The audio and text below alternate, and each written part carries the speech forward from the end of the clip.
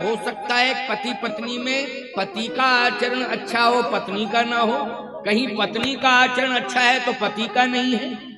कहीं ना कहीं दोनों में कोई ना कोई एक में कमी, दो में से एक में तो कमी दिखाई दे जाती है।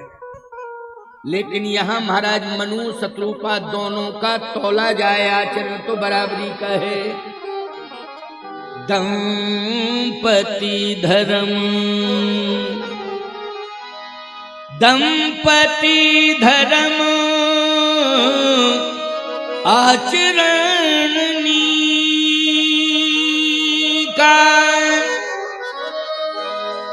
अजहू गाव श्रुति जिन कर लीखा। दंपति धर्म आचरण नीका, श्रेष्ठ आचरण है दोनों का। माताओं जरा ध्यान से सुनना, श्रेष्ठ आचरण किसे कहते हैं? नारी के जीवन में श्रेष्ठ आचरण की महिमा तब कही जा सकती है जब वो पति की मर्यादा मानती हो और कुल की मर्यादा मानती हो। और सनातन धर्म में जन्म हुआ है, परंपरा में, तो सनातन धर्म की जितनी मर्यादाएं हैं उनको मानती हो, तो ये आचरण नीका मानी श्रेष्ठ आचरण वाली नारी है। और आपको बतावें श्रेष्ठ आचरण की बात, संपत्ति, संतान और पति, ये तीन प्राप्त होते हैं। बड़ी भाग्यवान नारी है वो। पति भी मिल गया, संपत्ति भी मिल गई और संतान भी मिल गई। बोलो है भाग्यवान कि नहीं? और क्या चाहिए तुम्हें? पति, संपत्ति और संतान, तीनों मिल जाए। लेकिन यदि ये कहा जाए पतिव्रता नारी से कि इन तीनों में से आपको यदि एक दिया जाए तो किसे स्वीकार करोगे? तो पतिव्रता नारी यही कहेगी कि मैं पति को स्वीकार करूंगी। बोलो इन तीन में से अगर ये कोई परिस्थिति आ जाए, कंडीशन आ जाए कि तीन में से एक ही मिलेगा तुम्हें, अब तीनों खड़े हैं, निर्णय लो, पुत्र चाहिए कि संपत्ति चाहिए कि पति चाहिए, तो पतिव्रता नारी यही कहेगी कि मुझे केवल पति चाहिए और कोई नहीं चाहिए। क्योंकि पति है तो संपत्ति भी मिल जाएगी और संतान भी मिल जाएगी। क्यों भाई? पति है तो फिर सब कुछ मिले, पति ही से तो मिली है संतान। संतान किससे मिली है? बोलो, पति से मिली। और यदि पति रहेगा तो निश्चित है कि संतान मिलेगी, मिलेगी। इसलिए वो पति की मांग करेगी। यद्यपि संतान से सबको प्रेम होता है, ये बात हम इसलिए नहीं कह रहे हैं माताओं कि अपने संतान से प्रेम नहीं करना चाहिए। पशु पक्षी भी संतान से प्रेम करते हैं, तुम तो इंसान हो, इंसान हो। लेकिन सत्य तो ये है कि पति के आगे सब पीछे हैं, ये पति आगे है, पति के आगे ये सब व्यर्थ हैं।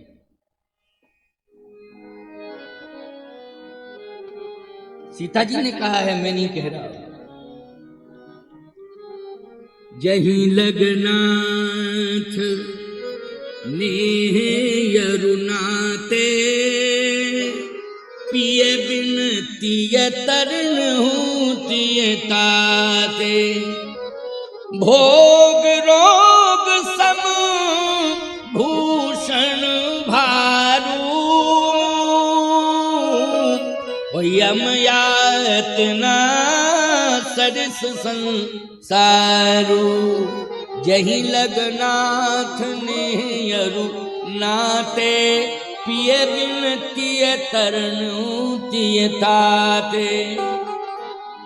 सीता जी ने स्पष्ट कहा है कि पति के बिना सब व्यर्थ है। मैं पति के साथ रहूंगी, न संपत्ति के बीच में रहूंगी और न सोना चांदी के बीच में रहूंगी। मैं तो अपने पति के बीच में रहूंगी, पति के साथ रहूंगी। दंपति धर्म आचरण नीका, इसलिए कि शत्रुपा जी अपने पति के पीछे पीछे रहना चाहती हैं, पति के साथ चलना चाहती हैं। प्यारे ध्यान से सुनना, महाराज मनु और शत्रुपा ये दोनों चतुर्थ अवस्था में प्रवेश कर रहे हैं। महाराज मनु और शत्रुपा इन दोनों में बहुत प्रेम है और दोनों का आचरण परम पवित्र है। देखो आज प्रेम तो पति पत्नी में है, बंबई चले जाओ पति पत्नी का प्रेम देखो तो पति पत्नी का प्रेम सड़कों पे दिखाई दे रहा है। बंबई में कहा सड़कों पर ऐसा तमाशा हो रहा है कि आंखें जो है फूट जावे इससे अच्छी देख नहीं सकते आप। नहीं नहीं नहीं, परम पवित्र रिश्ता है पति पत्नी का। पति पत्नी का परम पवित्र रिश्ता है प्यारे। इसलिए जब विवाह होता है तो पति को हम उसी दिन विष्णु मान लेते हैं और उसकी पत्नी को लक्ष्मी मान लेते हैं। विष्णु और लक्ष्मी, लक्ष्मी नारायण का रिश्ता है। बोलो है ना लक्ष्मी नारायण का रिश्ता। और लक्ष्मी नारायण का रिश्ता सड़कों पर अमर्यादित हो जावे तो बोलो शर्म की बात है कि नहीं। मैं कहता हूं कि तुम गांव में रहते हो लेकिन गांव के लोगों की एक मानसिकता बन गई, शहर वाले लोग बहुत अच्छे होते हैं, हम लोग तो क्या करें, उसी गांव में पड़े हैं, मिट्टी में रह रहे हैं। इसको मिट्टी मत मानो। अगर तुम्हारा आचरण अच्छा है, बच्चों में सुंदर संस्कार दे रहे हो, शिक्षा की क्रांति में भले ही बच्चों को शहर में भेजो, महानगरों में भेजो, देश में नहीं दुनिया में भेजो, लेकिन भेजना है तो केवल धन देकर के ही नहीं भेजना है, केवल उस संतान को हृदय से लगा के ही नहीं भेजना है, बल्कि उसे संस्कार देकर के भेजना है। कहीं पाश्चात्य कल्चर से प्रभावित न हो जावे हमारी संतान, संस्कार देकर भी भेजना है। क्यों भाई? क्योंकि हमें इस देश की मर्यादा बचानी है और देश की मर्यादा इंसान ही बचाएगा। हमें सनातन धर्म की मर्यादा की रक्षा करनी है। तुम्हारी संतान ही सनातन धर्म की मर्यादा बचाएगी, तुम्हारी संतान ही देवी देवता मठ मंदिरों के अस्तित्व को बचाएगी, तुम्हारी संतान ही हमें सूरवीरता की ओर ले जाएगी, धर्म की ओर ले जाएगी, आध्यात्म की ओर ले जाएगी।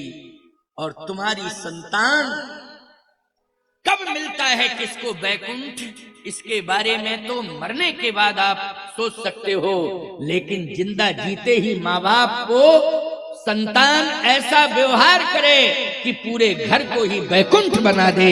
जिंदा में माता पिता अनुभव कर ले कि हम वैकुंठ में रह रहे हैं।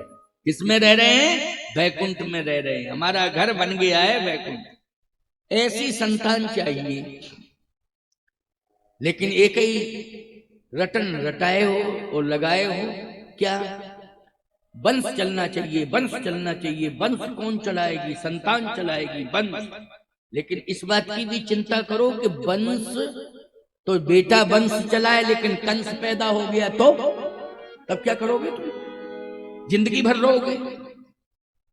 इसलिए संस्कार देने की जरूरत है। पहले पति पत्नी प्रेम से रहें और पति पत्नी अपना आचरण संभाल करके रखें। पति पत्नी अपना जीवन भगवान के प्रति समर्पित कर दें तो मैं गारंटी के साथ कह सकता हूं कि तुम्हारा वंश बहुत अच्छा चलेगा। समय को व्यर्थ में नहीं गंवाना है। बालकांड की कथा आपको आज प्रेरणा देने जा रही है। महाराज मनु ने कहा कि मेरी चतुर्थ अवस्था हो गई है। तो चतुर्थ अवस्था में आप रो क्यों रहे हो? महाराज मनु ने कहा इसलिए रो रहा हूं कि ये सोने का मुकुट, ये है भोग का प्रतीक। किसका प्रतीक है सोने का मुकुट? भोग का प्रतीक। जैसे मान लीजिए कितना भी त्यागी प्राइम मिनिस्टर हो, राष्ट्रपति हो, लेकिन जो राष्ट्र के संविधान की मर्यादा है, जितनी व्यवस्था लागू है उसमें सुनिश्चित है वो देनी पड़ेगी कि नहीं, और लेना पड़ेगा।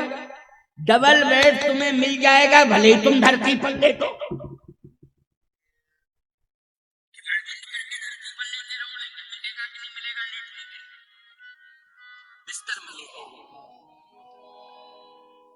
उसी व्यवस्था के साथ मिलेगा जो व्यवस्था संविधान में सुनिश्चित की गई है, जो सुविधा सुनिश्चित की गई है।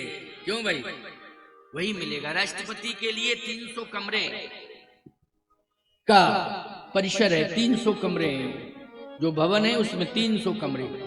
कोई त्यागी राष्ट्रपति बन जाएगा तो बुलडोजर चलवा देगा क्या? क्यों भाई, ऐसा थोड़ी कि वो बुलडोजर चलवा दे कि मैदान करो, यहाँ कांच की झोपड़ी बनाओ, हम तो उसके अंदर ही रहेंगे। सब बुलडोजर चलाओ, नष्ट करो, इसको मिटाओ, कोई स्वीकार नहीं करेगा। उस पर सवाल खड़े हो जाएंगे। बोलो हो जाएंगे कि नहीं हो जाएंगे? और जो क्षति होगी राष्ट्र की संपत्ति की, उसका जवाब देना होगा। और देना होगा कि नहीं देना होगा? तुम भले ही त्यागी बने रहो। इसलिए कोई राजा है ये दावा नहीं कर सकता है वो कि मेरे सिर से मुकुट हटा दो, उसको मुकुट रखना ही पड़ेगा। बोलो भाई, राज पद पर बैठा हुआ है तो मुकुट का त्याग कर सकता है? उससे मुकुट धारण करना ही पड़ेगा। हाँ, उस कंडीशन में मुकुट का त्याग हो सकता है कि पहले वो राजपद से इस्तीफा दे, अपने आप मुकुट हट जाएगा। लेकिन राजा बना रहे और मुकुट धारण न करे तो नियम के विरुद्ध माना जाएगा।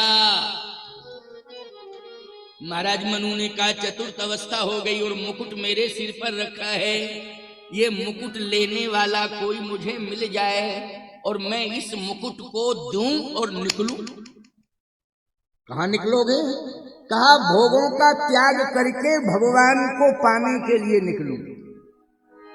जब तक ये भोगों के बीच में रहूंगा तो फिर मुझे भगवान नहीं मिलेंगे।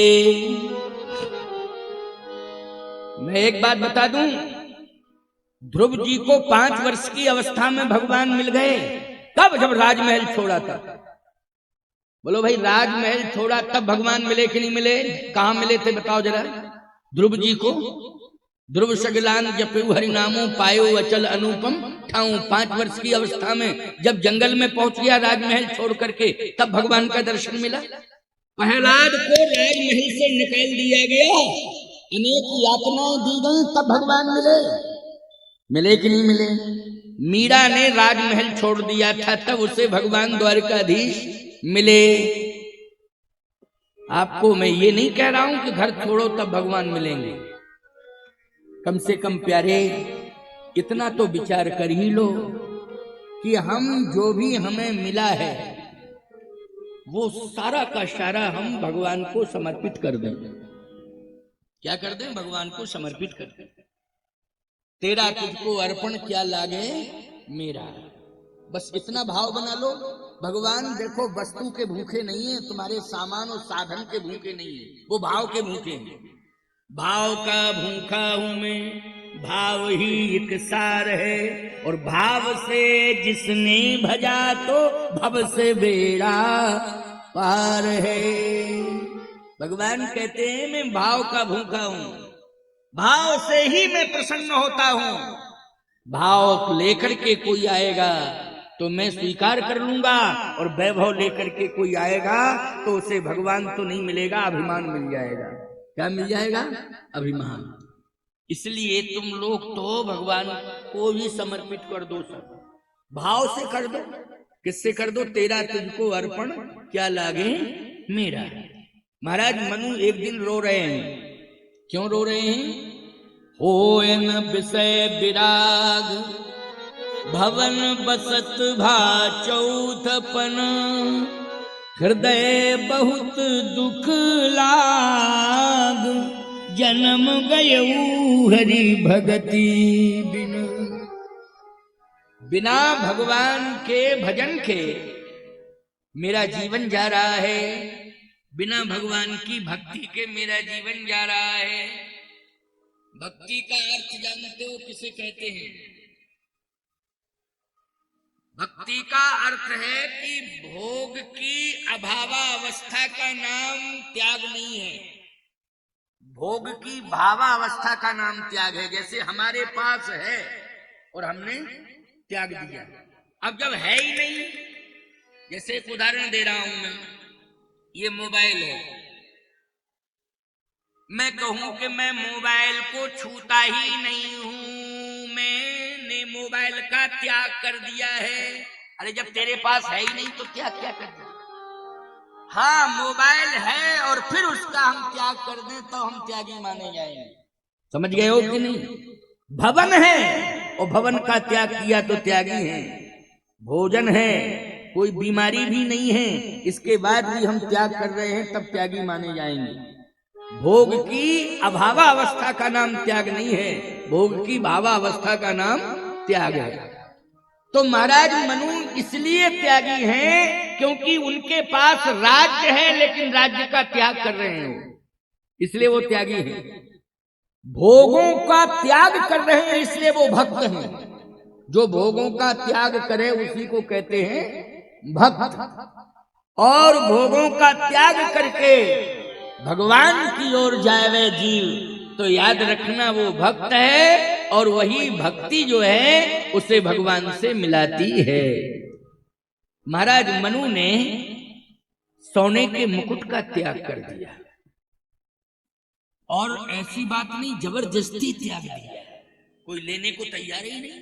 उनका बेटा जो है राज्य नहीं लेना चाहता है, वो कहता नहीं मुझे आवश्यकता नहीं है, आप राजा हो, आप बने रहो।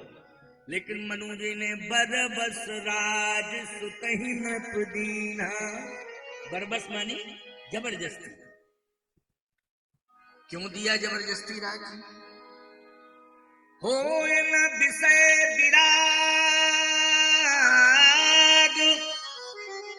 भवन बसत चौथपन, हृदय बहुत दुख लाग जन्म गयऊ हरि भगति बिनु, जन्म गयऊ हरि भजन बिनु। बिना भजन के मेरा जीवन जा रहा है,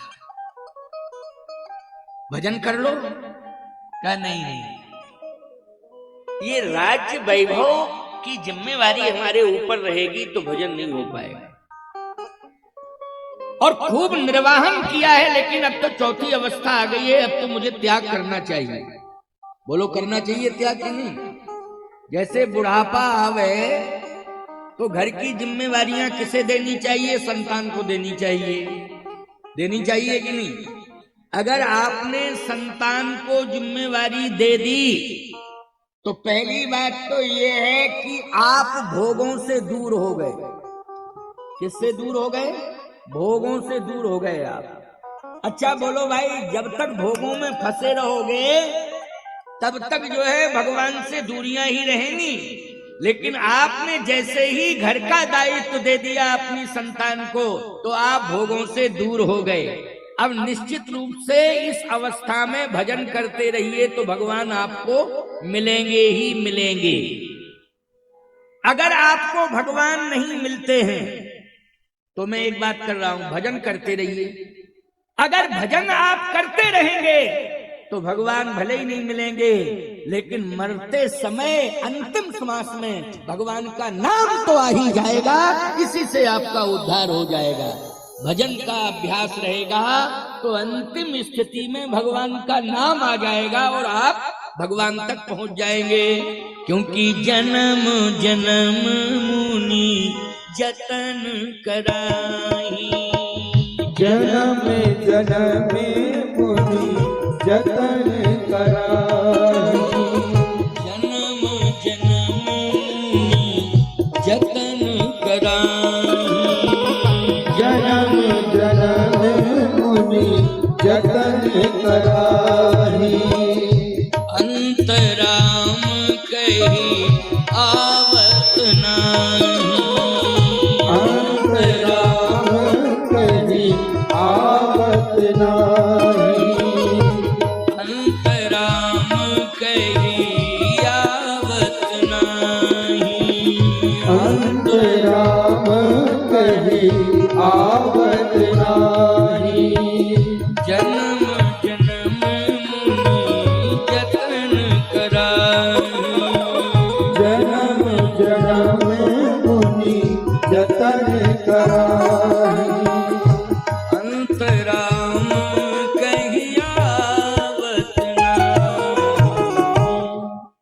जन्म जन्म मुनि जतन कराही, अंतराम कही आवत नहीं।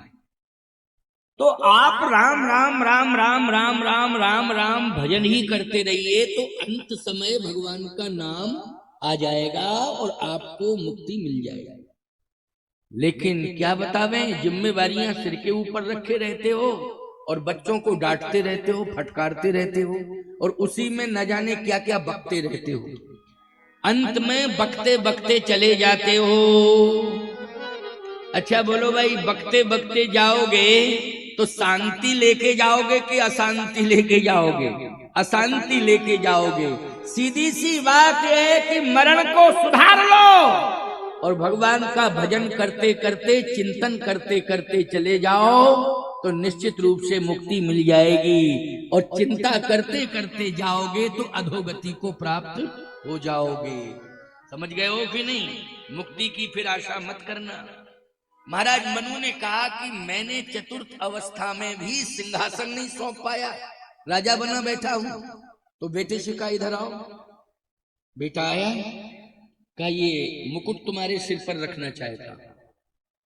बेटे ने कहा कि नहीं, मैं इसे सिर पर धारण नहीं कर पाऊंगा। मनु जी ने कहा तुम मेरे बेटे हो, कौन लेगा फिर? राजतंत्र की परंपरा में पुत्र को ही राजा बनाया जाता है। क्यों भाई, राजतंत्र में यही नियम है कि नहीं? प्रजातंत्र में नहीं है ये नियम, राजतंत्र में। तो राजतंत्र था वो, का बेटा है तो राजा तो तुझे ही बनना पड़ेगा। अगर तू नहीं लेगा तो मैं जबरदस्ती दूंगा, तुझे लेना पड़ेगा। गोस्वामी जी कहते बरबस राज, बरबस, बरबस मानी जबरदस्त। बरबस राज सुतहि नृप दीना, बरबस राज सुतहि नृप दीना, बरबस राज सुतहि नृप दीना, बरबस राज सुतहि नृप दीना, नारी समेत गवन वन कीना, नारी समेत गवन वन कीना, पंथ जात को हत मत धीरा, पंथ जात सो हत मत धीरा, ज्ञान भगति जन धरे शरीरा, ज्ञान भगति जनो धरे शरीरा, ज्ञान भगति जन धरे शरीरा, ज्ञान भगति जन धरे शरीरा। देखो, त्याग किया तो शरीर के साथ ज्ञान और भक्ति जुड़ गई। क्यों भाई, कौन जुड़ गया? ज्ञान और भक्ति। किससे? त्याग करने से। इसलिए ज्ञान केवल वाणी का विषय नहीं है, आचरण का विषय है। किसका है? आचरण का। केवल वाणी से कहते रहो, नहीं, आचरण का विषय है। ज्ञान भगति जन धरे शरीरा, भक्ति भी आ गई।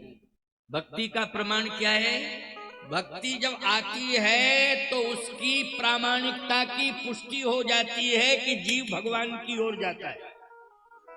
तो समझ लेना चाहिए कि भक्ति आ गई। वो कहां ले जाती है? भक्ति भगवान की ओर, तीर्थ की ओर, सत्संग की ओर। प्रथम भगति संतन कर संगा। बोलो, भक्ति कहां ले जाती है? सत्संग की ओर। आप जितने भी बैठे हो, आप भले ही अनुभव न कर रहे हो, लेकिन मैं वाणी से इसकी पुष्टि कर रहा हूं और प्रमाण पत्र दे रहा हूं व्यासपीठ से कि आपको यहां भक्ति ले आई है। आपके अंदर भक्ति आ गई है, आपको भक्ति ले आई है। भले ही तुम्हें अनुभव ना हो रहा हो, दिखाई ना दे रहा हो, महाराज कहाँ भक्ति, हमें तो कुछ पता है। कैसे पता चलेगा? तुम्हें पता चलेगा ही नहीं। तुम्हें आ गई भक्ति। उसका प्रमाण यही है कि प्रथम भगति संतन कर संगा और दूसर रतिमम कथा प्रसंगा। और दूसरी भक्ति भी मिल गई है तुम्हें, क्योंकि कथा सुन रहे हो। बोलो भाई, प्रथम भगति संतन कर, नौदा भक्ति में भगवान ने नौधा भगति कहो तो ही पाही। सबरी को नौधा भक्ति का उपदेश दिया, तो नौदा भक्ति में पहली भक्ति क्या बताई? प्रथम भगति संतन कर संगा, और दूसरा रतिमम कथा प्रसंगा। तो बोलो ये प्रत्यक्ष भक्ति मिल गई कि नहीं आपको? प्रत्यक्ष भक्ति मिल गई, संत का संग मिल गया, कथा में आ गए हो, सुन रहे हो। अब और क्या प्रमाण दे दें तुम्हें? क्या अपने मठ की रजिस्ट्री कर दें तो भाई मानोगे महाराज अब भक्ति मिल गई हमको है? ये मैंने पुष्टि कर दी है, यही भक्ति का प्रमाण पत्र है कि आप यहाँ आए हो तो कौन लेकर के आया है आपको? भक्ति। और कथा सुन रहे हो तो ये सौभाग्य किसने दिलाया है? आपकी भक्ति ने। महाराज मनु ने अपने बेटे को राज्य दे दिया, लेना नहीं चाहता लेकिन जबरदस्ती दे दिया। चलने लगे, बेटे का नाम है उत्तानपाद। शत्रुपा जी ने चरण पकड़ लिया, कहा आप कहां जा रहे हैं? महाराज मनु ने कहा कि जहां संत रहते हैं वहां जा रहा हूं। अब मनु जी को भक्ति ले जा रही ना, प्रथम भगत संतन कर संगा नैमिषारण्य में 88,000 ऋषियों के रहने का प्रमाण है श्रीमद् भागवत में। बोलो नैमिषारण्य तीर्थ में सबसे बड़ा प्रमाण यही है कि 88,000 ऋषि कहां रहते हैं? नैमिष में रहते हैं। क्यों भागवत नहीं सुनते हो? सुनते हो। प्रमाण है कि नहीं? अगर प्रमाण है तो ऐसे करो, नहीं है तो ऐसे करो। पंचायती राज है, स्वतंत्र भारत है, हम क्या बिगाड़ लेंगे तुम्हारा? सोचो जरा। लेकिन नहीं, सत्य है तो सत्य है। 88,000 ऋषि। जब नैमिषारण्य था तो क्या उस समय और कोई तीर्थ ही नहीं था? क्या संसार में केवल एक तीर्थ नैमिष ही था कि महाराज मनु के सामने कोई और तीर्थ नहीं था? महाराज मनु इसलिए नैमिषारण्य गए। महाराज मनु जिस राज्य के राजा थे, प्रतिष्ठानपुर, अगर आप अभी गूगल में सर्च करिए तो प्रतिष्ठानपुर आप सर्च करेंगे तो झूसी, वर्तमान में उसका नाम है झूसी। अभी भी पुरानी मोहर डाक खाने की लगती है तो उसमें झूसी नहीं लिखा जाता है, प्रतिष्ठानपुर। ये झूसी जानते हो कहां है? प्रयागराज में है झूसी। कहां है? प्रयागराज में। अच्छा, प्रयागराज बोलो अनादि तीर्थ है कि नहीं? जब तीर्थों के राजा हैं, जैसे तीर्थ कौन है? बोले नैमिष। और तीर्थों के राजा कौन है? प्रयाग है कि नहीं तीर्थों के राजा? तो जब प्रतिष्ठानपुर के राजा महाराज मनु हैं तो प्रयाग जैसा तीर्थ बोलो है पास में कि नहीं है? क्या जरूरत थी कि वहां नैमिषारण्य? अब प्रयाग से नैमिषारण्य दूर पड़ता है? पड़ता है कि नहीं पड़ता है? हमारी समझ में 200 किलोमीटर से ऊपर होना चाहिए, 250 किलोमीटर होगा ना। प्रयाग से लखनऊ आओ, लखनऊ से फिर नैमिष जाओ। क्या आवश्यकता पड़ गई उनको कि वो प्रयाग जैसे तीर्थ को छोड़ करके नैमिषारण्य गए? इसलिए गए हैं कि प्रथम भगति संतन कर संगा। प्रयाग से ज्यादा संत नैमिष में रहते थे। क्यों? किसी ने कहा कि नहीं प्रयागराज है तो सब तीर्थों के साधु तो प्रयाग ही में आएंगे, राजा के यहाँ सभी आते हैं। महाराज मनु ने कहा कि राजा है ना प्रयाग, इसलिए राजा के यहाँ प्रोटोकॉल रहता है। बोलो भाई, राजा के यहाँ क्या है नियम? प्रोटोकॉल। महाराज मनु ने कहा नहीं नहीं नहीं। फिर मतलब क्या निकला कि प्रोटोकॉल में हम भी रहे राजा और प्रोटोकॉल में जाके फंस गए। क्या अर्थ निकला था? कोई अर्थ नहीं निकला, कोई मतलब नहीं। इसलिए हम राजा के पास नहीं जाएंगे, हम संतों के पास जाएंगे, जहां हमेशा खुला दरबार रहता है। जहां हमेशा खुला दरबार रहता है, हम उन संतों के पास जाएंगे। और याद रखना, जो ज्यादा प्रोटोकॉल में रहते हैं ना, तमाम ऐसे बाबा हो गए अब ज्यादातर प्रोटोकॉल में रहने लगे हैं। समझ गए हो कि नहीं? अरे भाई ठीक है, उत्तर प्रदेश के मुख्यमंत्री हैं, मुख्यमंत्री तो प्रोटोकॉल में रहेगा ही रहेगा, लेकिन जितने बाबा हैं सभी मुख्यमंत्री बन गए, सब प्रोटोकॉल में। अरे भाई एक पद पर बैठा है तो वो तो प्रोटोकॉल में रहेगा ही रहेगा, वो तो मजबूरी है, लेकिन सभी प्रोटोकॉल में। खबरदार, ये भोगों के प्रति आकर्षण है, ये सम्मान लेने का भाव है, सम्मान के प्रति आकर्षण है। समझ गए हो कि नहीं? ये संत और आश्रम की मर्यादा के अनुरूप है।